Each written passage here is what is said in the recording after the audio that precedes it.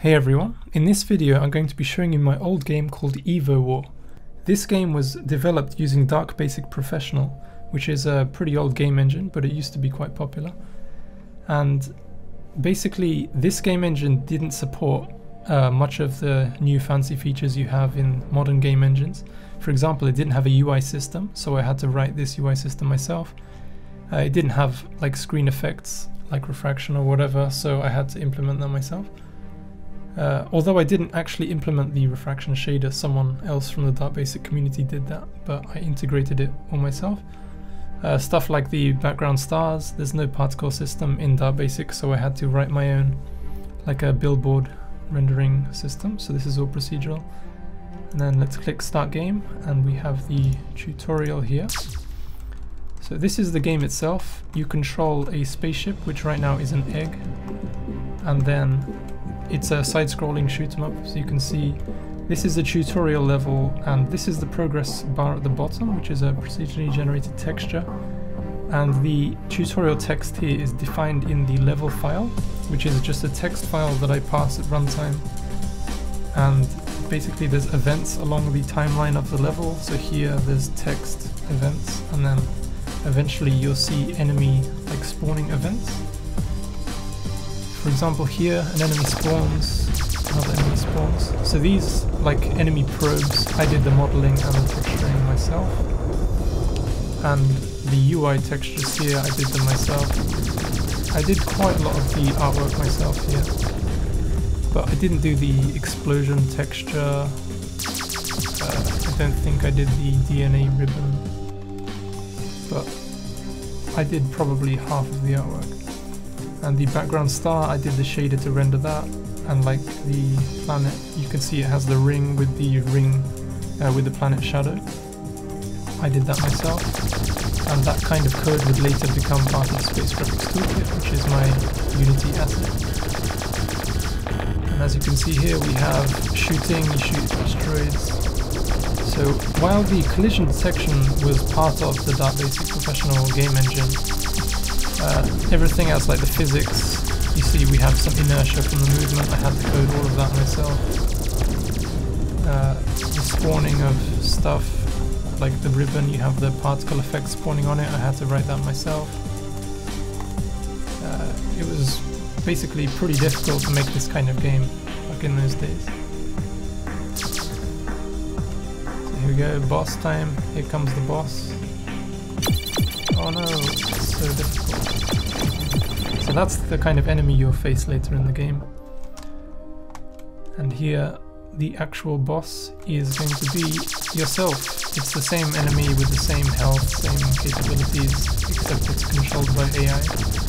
I think the AI just randomly picks up like a coordinate on the screen and moves towards it, so there's nothing advanced here. But it's pretty difficult to hit because it's so tiny. Maybe we can kill it.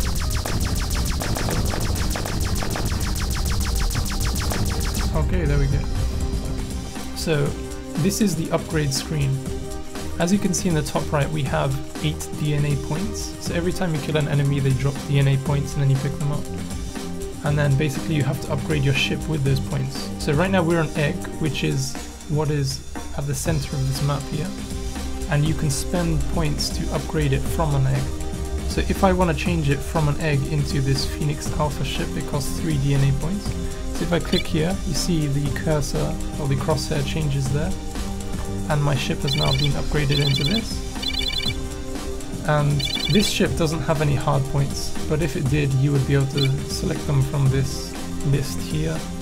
And once you've upgraded the parts, you can increase the health, and that costs points. You can increase the length, or you can shorten it to make yourself harder to hit. You can increase your shield strength, and so on. You can also undo. So this is pretty cool stuff I implemented here. So anyway, let's click continue. This is just a tutorial, so you don't actually get to use this ship. It just gets deleted. And then the menu pops up again because I didn't add any code to detect that the menu had already been opened, but let's click back to main menu. Now let's click on Start Game and go to the game itself. For some reason, I don't think this mission works, so we will go to the second mission. And you can see I implemented my own like a music playlist system. That's something that the Dark Basic Professional game engine didn't come with, so I had to implement that all myself, and like the UI fades in and out. It's pretty cool, I think. So here we start with 100 DNA points. So with 100 points we can actually upgrade not only to here but to right to the edge. And this upgrade system uses Voronoi, so we have like different points and then the texture calculates the nearest point. And that's pretty cool, I think. So here we can transform into this ship called the Centaur. As you can see, it's a bit bigger than the previous ship, but it has hard points. So if I click on number 2, you can see it selects the hard point at the back of the ship. It's flashing in white. So I can upgrade that from a stub, which is basically nothing, to like a missile launcher for 10 points. So now I shoot missiles from the back. And then I can upgrade that again into like a compound drone, I guess. So these are missiles that chase after the cursor. That's pretty nice. But let's undo all of this. Let's go for a different ship. Spectre. Here we go. This is a very slow ship, and it shoots mines. These are like lasers that slow down and turn into mines on the ground. This is pretty cool. Has lots of hard points. So we will select some hard points. Let's do the hard point at the front. Let's upgrade this to some kind of, I don't know, blaster maybe. Yeah, that looks pretty good. Now the one right at the back, these point forward, so we'll upgrade these into blasters as well. So now we have lots and lots of like weapons firing forward. So now let's add something to the side. Maybe we'll get some missiles.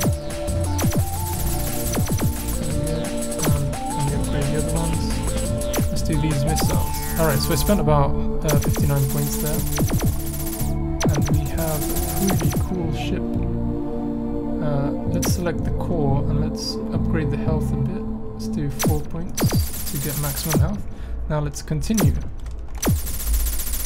So the original aim of this game was to make basically make the enemies evolve, hence the name Evo War. So the original idea was every time you kill an enemy, I calculate how long it took you to kill the enemy. And if you kill the enemy very quickly, then the game would decide that. Wow, I died pretty quickly. So if you killed the enemy quickly, the idea was that the enemy was pretty weak, so you wouldn't face it again in the future. And the idea was that eventually you would just be faced up against really difficult enemies, so they would evolve against your playstyle. In theory at least, but in practice it didn't really work because it takes too long. Like, it takes hundreds of iterations to find good enemies, because right now you can see in the menu I'm manually clicking, I want missiles here, I want like a laser here or whatever, but the enemies would do that randomly, like random mutations. And to get an enemy that would actually pose a challenge and have weapons in a place that makes sense, it would just take so many iterations that it wouldn't actually make any sense for gameplay. So for the final release I changed it so that only the player can manually like evolve their ship. The enemies were all like hard-coded by myself. So here let's upgrade this a bit. Alright, this looks pretty good.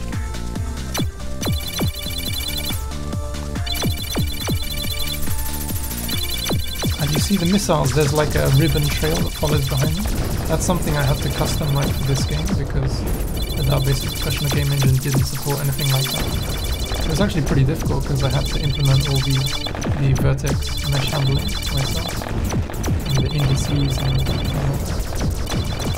oh, I died again. Okay, well, you get the gist of the game. You can download this yourself, it's completely free. I entered this into the it was called the community competition hosted by the game creators. I got 5th place. I'm pretty sure I should have got higher because I implemented so many awesome things, as you can see. But, well, it's still pretty fun to do. So anyway, thanks for watching.